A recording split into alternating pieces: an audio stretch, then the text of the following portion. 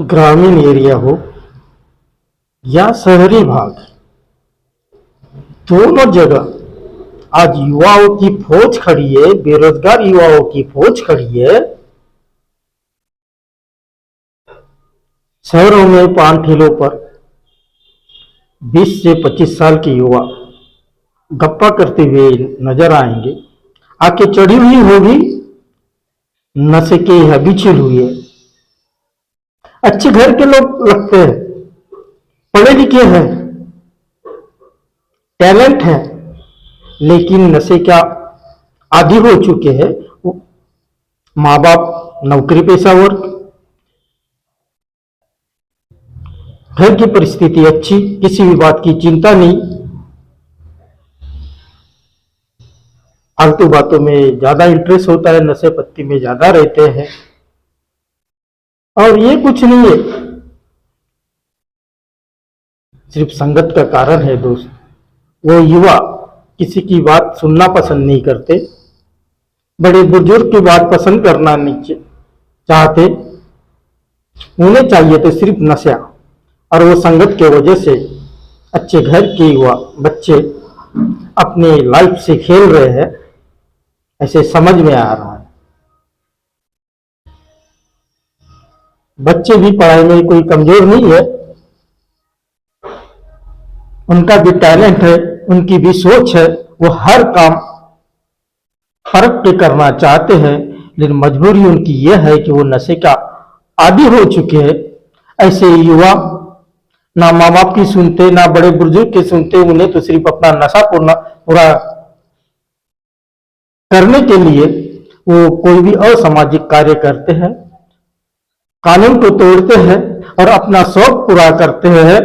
इस सब से उनके खुद के माँ बाप भी परेशान रहते, समाज के लोग भी परेशान रहते हैं, और वो उतना होश में नहीं रहता। वो लड़का जिसे नशा की लत चुकी, वो बुरा क्या अच्छा क्या ये सोच नहीं सकता, उसको सिर्फ नशा चाहिए। और उसका लड़कों का जो जिस लाइन में जा रहे हैं, वो अकेला नहीं जा रहा है, वो अपने साथ में 5-6 दोस्तों को भी साथ में इन्वॉल्व कर रहा है, और सब मिलके दोस्त संगत के वजह से वो उस शौक को पूरा कर रहे हैं, बिगड़ चुके हैं। हर माँ बाप अपने बच्चे की अच्छा ही चाहता है, बुरा कोई माँ बाप नहीं चाहता, लेकिन बच्चे उन माँ बाप को नकार देते। उनको लगता है हम जो कुछ सोच रहे हैं वो सही सोच रहे हैं। हो भी सकता है उनके भी निर्णय लेने की क्षमता हो, वो किसी के ऊपर में डिपेंड ना हो, खुद के निर्णय खुद ले सके, लेकिन गलत निर्णय लेने से उसका पूरा का पूरा जीवन बर्बाद हो जाएगा। हम भी उस उम्र में थे, हमको भी लगता था हमारे माँ बाप हमें जो समझाते हैं वो झूठ बोल रहे हैं, इनको सोचने की समझने की शक्ति नहीं है, हम कुछ जो कुछ भी सोच रहे हैं अच्छा ही सोच रहे हैं, इससे हमारा विकास तो होगा ही होगा, और एक दिन हम इस समाज के प्रतिष्ठित नागरिक बनेंगे। इतना ही आज का युवा सोचता है, लेकिन गलत मार्ग से जाने से उसका जीवन बर्बाद हो सकता है, ये आज का बच्चा सोच नहीं रहा है। अच्छे कार्यों में अच्छे निर्णय लेंगे तो उनकी लाइफ सेफ होगी, आने वाला भविष्य उनका सेफ होगा, आने वाली पीढ़ी सेफ होगी। अगर एक भी निर्णय उनका चूक गया तो उनके जीवन बर्बाद हो जाएगा, वो कहीं के रह नहीं पाएंगे। या तो लेबर का लाइफ जगेगे, या सुसाइड करेगी, या मर जाएगी।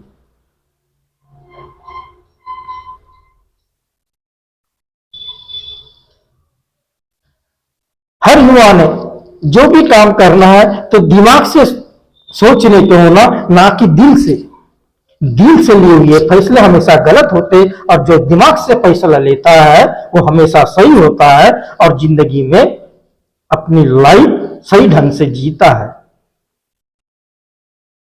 आज पैसा कमाने के लिए कई तरह के युवा नई नई स्कीम में, नौकरियां तो बची नहीं है, इसलिए वो धंधे में या ऐसा कोई काम करना चाहते कि कम समय में अच्छा पैसा जमा हो।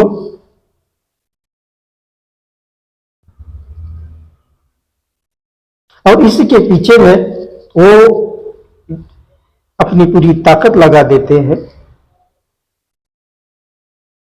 अनैतिक मार्ग से कैसा पैसा आए और कैसा हमारा शौक पूरा हो, इस चीज में अपना बहुमूल्य समय देते हैं और उनका वही दिमाग उनको जीवन में, उनके जीवन के पड़ाव में कमजोर साबित होता है और उनकी लाइफ डिस्टर्ब हो जाती है। वो सोचने पे मजबूर हो जाते हैं, गलत को भी सही बोलते और सही को गलत बोलते, इस तरह की उनकी अवस्था हो जाती है। मानता हूं मैं, पैसा बहुत बड़ा है, भगवान से भी बड़ा है, हर काम पैसे के सिवा होता नहीं। और पैसा नहीं रहा तो घर में सुख शांति हराम हो जाती है। हर काम पैसे से होता है। पैसा जिस व्यक्ति के पास होता है उसके घर में शांति होती है, सुख होता है, किसी भी प्रकार का झगड़ा नहीं होता और हर काम वो पैसे से कर लेता है। चाहे दवा खाना हो या किसी भी तरह की जीवन में आने वाली परेशानी को अगर दूर करता है तो वो पैसा करता है। और पैसे के लिए, जिस घर में पैसा ना हो दोस्त, उस घर में छोटी छोटी बातों के लिए घर का माहौल अशांत हो जाता। ऐसे ही मेरे एक मित्र हमारे पड़ोस में रहा करते थे। एक जमाने में उनकी काफी चलती थी, ताकि जो में एड आती थी, लेकिन जब समय की मार ऐसी पड़ी उस परिवार पे,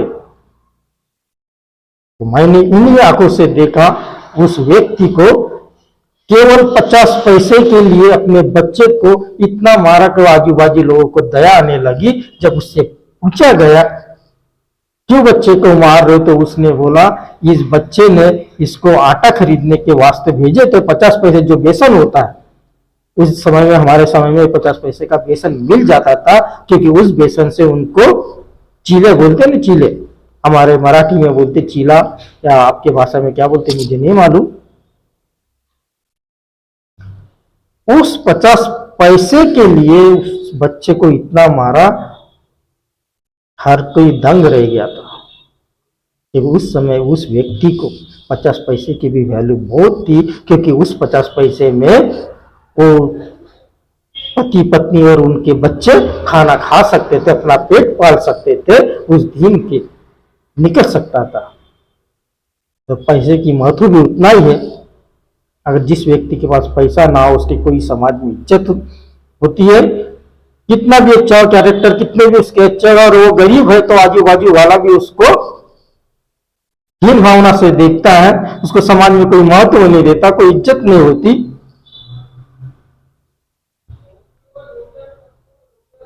इसलिए पैसा भी कमाओ, लीगल इससे कमाओ, नौकरी करो, व्यापार करो, या जो तुमने वो टैलेंट है उस हिसाब से पैसा कमाओ, संवैधानिक दायरे में रह के पैसा कमाओ। उसी तरह एक मेरे नजीक के मित्र,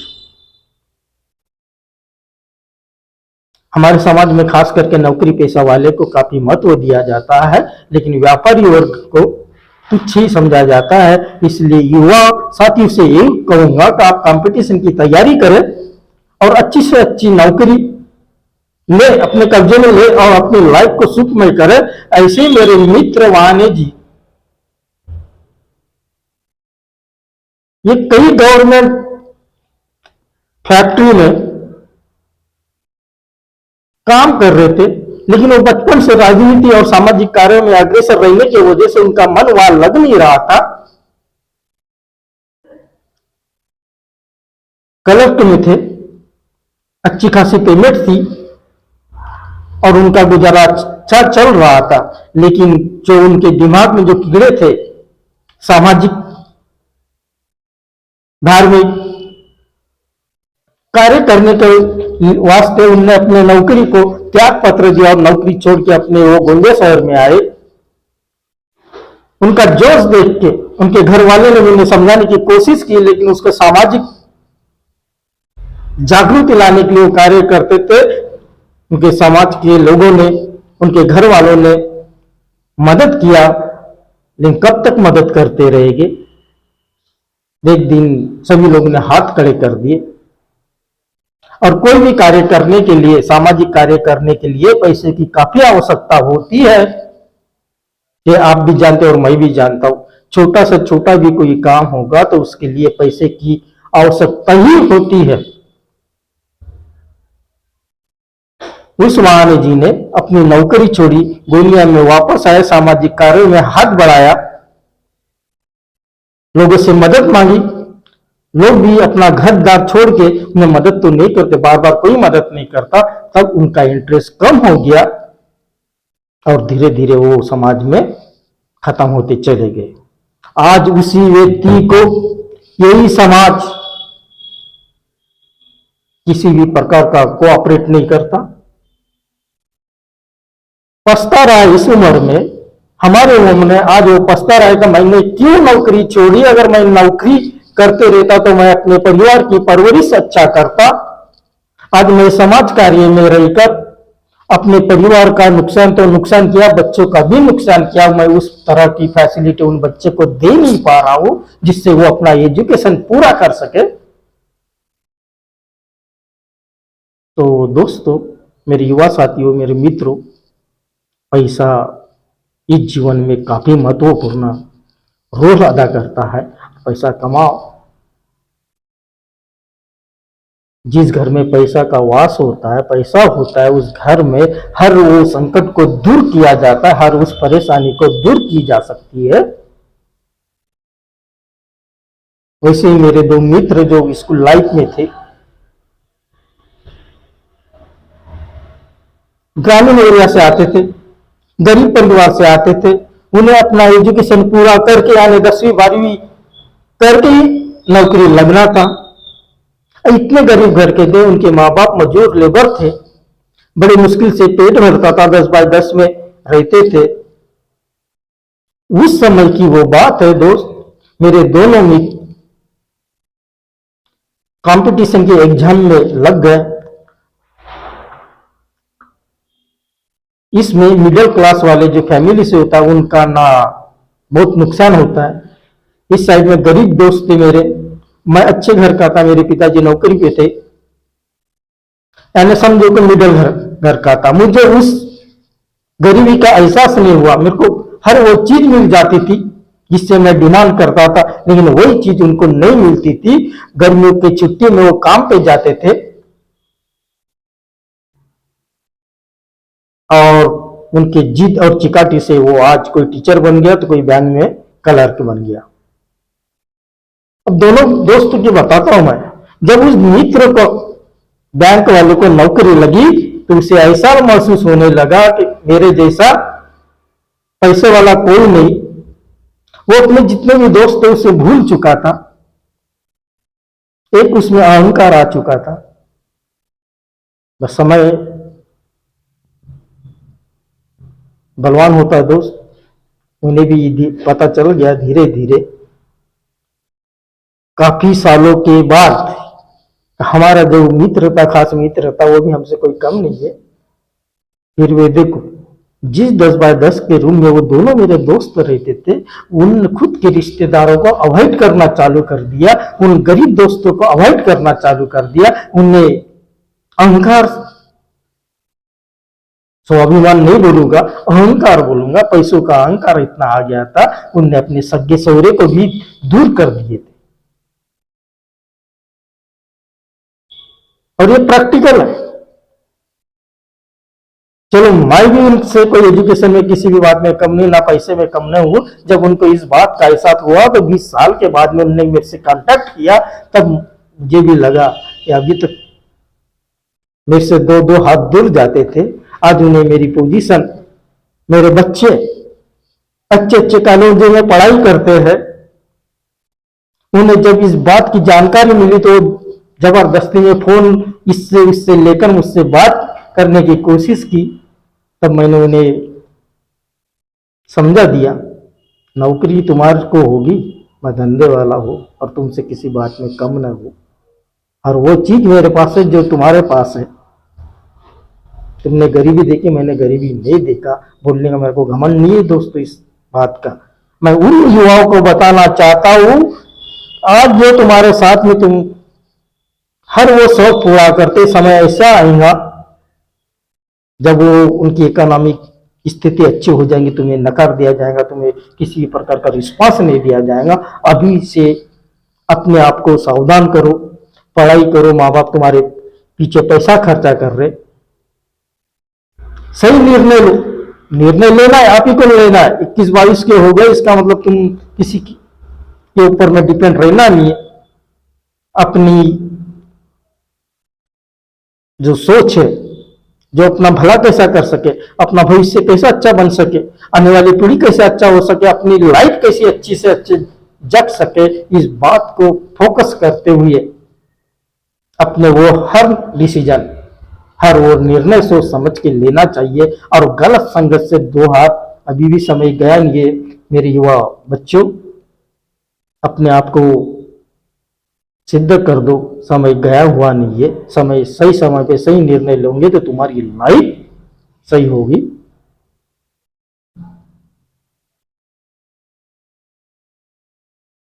उसी तरह हमारे घर की मैडम है जो एक सहेली गोंदिया में रहती है और एक सहेली नागपुर में रहती है। दोनों का डिफरेंस मैं आपको बताता हूं और उनके साथ में किस तरह व्यवहार मेरी यहाँ की मैडम करती है ये भी आपको मैं बताऊंगा। जो नागपुर की सहेली है, ग्रामीण एरिया में रहती थी, एजुकेशन ग्रामीण एरिया से किया, फिर शहर गोंदिया जैसे शहर में आई, वह एजुकेशन पूरा किया और फिर किसी मैग्नीज कंपनी में एक साधारण क्लर्क इस पोस्ट पे उसका सिलेक्शन हुआ। जब उसे उस पोस्ट पे उसका सिलेक्शन हुआ तो वो मन से, उसके मन में, क्योंकि उसका एजुकेशन अच्छा था, वो ज्वाइन करने के लिए आगे पीछे कर रही थी। तब उसके घर वालों ने समझा कुछ दिन कर ले बेटा, नहीं जमेंगी तो छोड़ देना, क्योंकि नागपुर वाली उस मैडम का एजुकेशन काफी था, बड़ा लेवल का एजुकेशन था, लेकिन उसने छोड़ी नहीं और वो जॉब करते रही। आज वो क्लास 1 ऑफिसर है, उसके मिस्टर भी क्लास 1 ऑफिसर है, उनकी आर्थिक परिस्थिति इतनी मजबूत है। और दूसरी तरफ जो गोंदिया में एक कर्मचारी की लड़की थी, उसके जीवन में वो कॉलेज लाइफ में कुछ हुआ होगा, उसका निर्णय ही इतना गलत हुआ कि आज उसका पति भी एक साधारण सा छोटी सी दुकान लगाता है या लेबर का काम करता है, वो भी पढ़े लिखे दोनों है, लेकिन उसको गवर्नमेंट जॉब नहीं मिला, ना उसके पति को मिला ना उसको मिला। आज उनके घर की इतनी परिस्थिति डाउन चल रही है कि उसके साथ में रहने वाले उसकी सहेलियां, जो हमारे घर की मैडम और नागपुर वाली सहेलियां, उसको देखने का नजरिया अलग ही है, बातचीत करने का नजरिया अलग ही है। हमारे यहाँ की मैडम जितना भाव नागपुर वाली को देती है उतना भाव इस गोंदिया वाली को नहीं देती। बातचीत चालू है लेकिन समझ में आता है।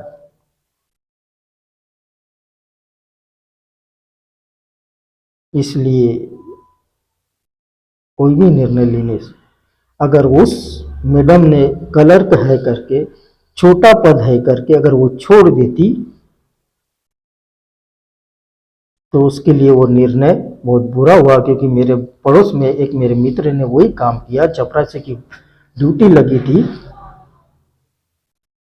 उसने वो ड्यूटी ना करते हुए अपना एजुकेशन को सामने रखते हुए माँ बाप को डांटते हुए बोला था कि मैं इतना पढ़ लिख के चपरासी की नौकरी करूंगा क्या, और उसने उस नौकरी का रिजाइन दिया।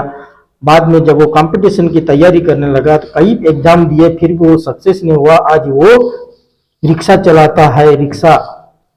अब उससे पश्चाताप होता है कि अगर मैं वो नौकरी अगर नहीं छोड़ा होता तो मेरा प्रमोशन होते होते मैं भी कोई ऑफिसर बन गया होता, मेरे साथ वाले बने।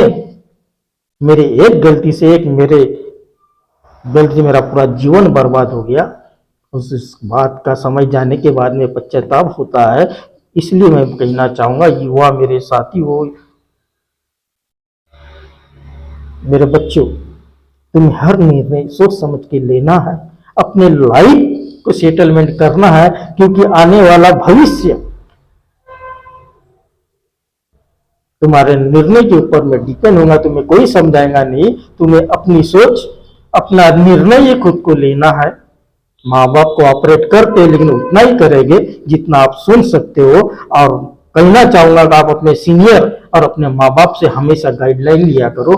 भले आपकी इतना उनका एजुकेशन ना हो, लेकिन अनुभव जरूर होता है, और वो अनुभव तुम्हें गाइडलाइन देते हो, उससे आपकी लाइफ सेटल हो सकती है। धन्यवाद। उम्मीद करूंगा ये कहानी आपको अच्छी लगी हो, तो ज़्यादा से ज़्यादा शेयर करोगे और साथ में कमेंट भी करोगे। जय हिंद।